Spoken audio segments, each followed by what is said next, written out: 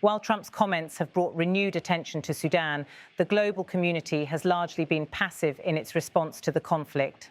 International organizations like the United Nations have been hampered by bureaucratic inertia and the lack of a clear strategy to resolve the conflict. Humanitarian organizations have struggled to deliver aid to those most in need due to the ongoing violence and logistical challenges. The role of the United States and Saudi Arabia will be pivotal in shaping the future of Sudan.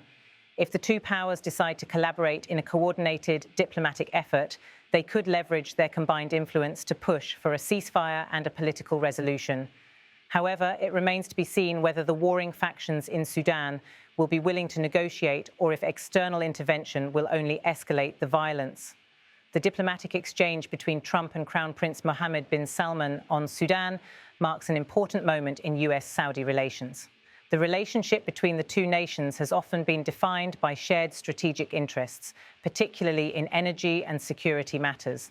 However, Sudan represents an area where both countries can demonstrate their leadership on the global stage.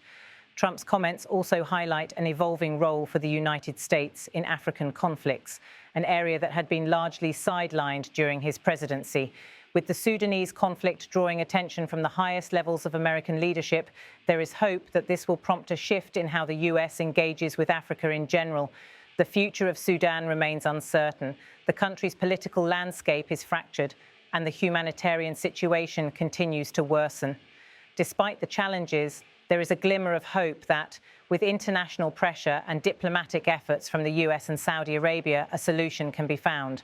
As Trump's statements continue to echo in diplomatic circles, the question remains, will the U.S. follow through with concrete actions to help Sudan, or will the country once again be left to navigate its crisis without significant outside intervention? Only time will tell how this new phase of U.S. involvement in Sudan will unfold.